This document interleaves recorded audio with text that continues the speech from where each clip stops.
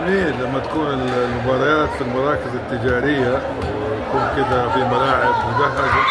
المراكز التجارية ممكن إنه هذا يكون حاجة مرة جميلة.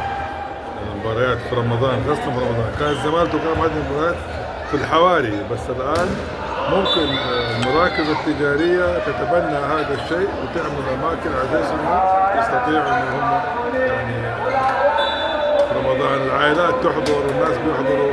شيء جميل في مركز الصيرة في مول بطولة خاصة ببطولة الطائرة.